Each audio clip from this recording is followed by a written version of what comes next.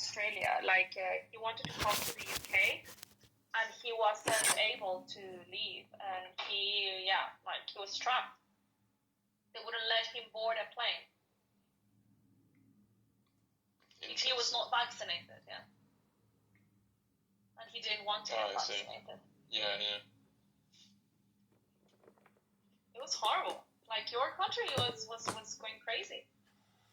I think the U.S. still has the vaccination entry requirement. Not anymore. Because I had monitored that because I needed it, but they removed it. I think it was in January 2023. Oh, well, that's good news. Sorry, it was like February or actually March 2023, just a year ago. I think it was because Rand Paul, Thomas Massey. Because when I went there in December 2022, I needed a vaccine. And what I did is I got a certificate from a doctor friend. But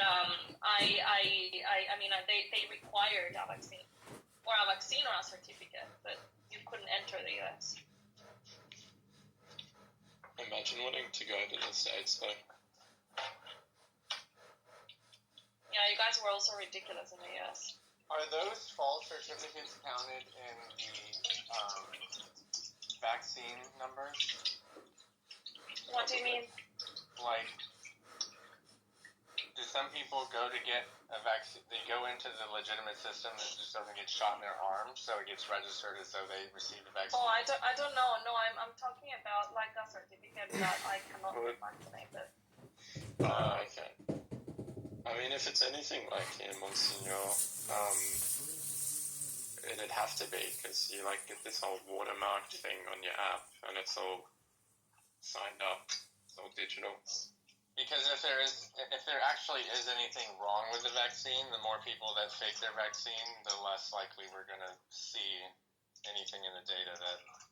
Oh, but of course there were a lot of those. I know of people that did that, and there is a lot of that.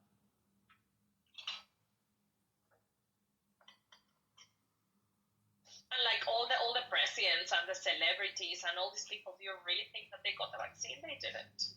I mean,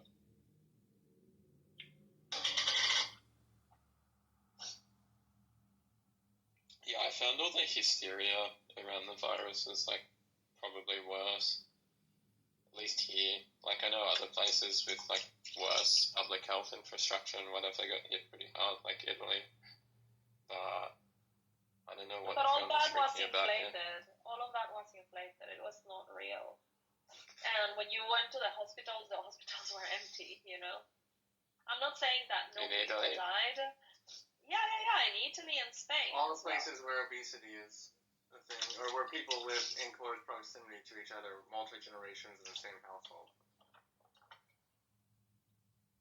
Well, yeah, that is the thing. A lot of cases, it's like, well, if we looked at the flu stats this closely, we'd probably freak out about that too, right? Yeah, but the hospitals, they were killing the people. I mean, not that they were like murdering them, but there were also these incentives, you know, of connecting them to the respirators. But the respirators with the COVID thing, because you actually, it's not like your lungs are not functioning. It's just that you need more oxygen, right? But they were putting these things in the lungs, and so they would basically kill the lungs, the functionality of the lungs, and they would die. Like they would use this. Instead of just an oxygen mask. Yeah, and well, they were also negating people. I don't know, the medicines like ivermectin or hydroxychloroquine and all this kind of stuff. And there were people that were, how do you say when they're going to die? Isa, if you're talking about terminal? Oh, my favorite Jew! Hello. Communist. Wouldn't the incentive be to keep them alive so they can continue making money on them, as opposed to once they're dead, that caps the amount of money? Well, it depends what your agenda is. It's not about recovery, because you want them to stay. The biggest cost is the room and the equipment attached to them. For chronic illness, yes, you do want to keep them alive. And also, yeah, it's also just kind of like insane. Well, might be, but it was insane. It was insane. People The that idea didn't they're like require. intentionally putting people on ventilators. Like, They to were get- putting to the get- people in ventilators. to Where get were you? medical, 2020 to get- and 2021. I was there. I don't know if he's just saying like people calculated all of this, or if it's just like a. Nurses. Do you like know nurses and doctors?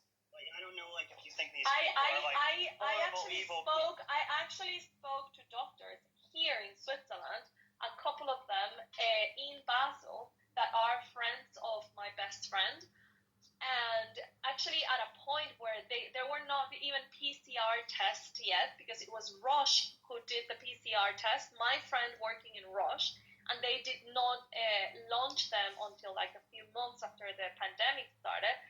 And we asked them, like, we found her in the street, and we're like, oh yeah, well, how is it going? And she's like, oh, everything's going like crazy in the hospital, da da da. And we're like, oh, but everyone's got COVID. And we actually asked her, like, and how do you determine that they have COVID?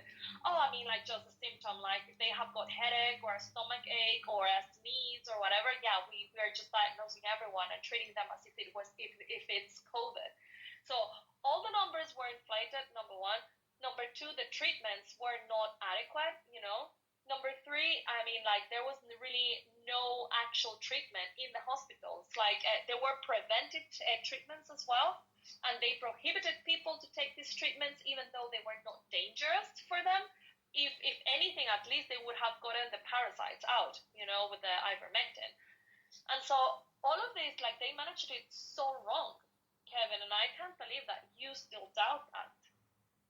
I'm not saying that things couldn't have been handled better in some ways, but there's a giant leap between things could have been handled better and medical personnel were intentionally killing patients. No. Hospitals That's can the make thing. more I money. didn't say, you were not here when I said that the hospitals were killing people. I don't mean murdering people, but because the instructions were, if you have COVID, you need to get into a ventilator, and it's also no, that isn't.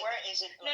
And it's also the protocol was that. The protocol was that, and also the protocol is if you have COVID, we're putting you on a ventilator. You have to be like struggling to breathe. You have to be already. Well, everybody was struggling to breathe with COVID. No. I mean, like, really struggling. Here's something that I. And also. Wait. Can I just say one thing? Here's something you have to consider. So yes, a large percentage of patients. Hang on, guys. I think we need a timeout. A large percentage of patients who are put on ventilators are willing to. Can you shut Nathaniel up? I don't know what. Languagize to each other in a language that would make Yeah, sense for them to something. languagize it. Yeah. Okay, so I've heard people throw around that like a large percentage of people who are on ventilators died. This is something that Kevin, it has to be why you're struggling to breathe because they had anemia. They were Well, anemic. let me just say. So their lung. It doesn't matter how much oxygen you put. I mean, air you push into their lungs. Yeah. So They weren't getting enough oxygen. Yeah. The only point. So this is right. No. Yes. The only point I want to address is that people say like, oh, a large percentage of people who are put on ventilators died. This makes sense, as your illness would already have to be pretty severe for them to consider putting you on a ventilator, especially when there's so few of them.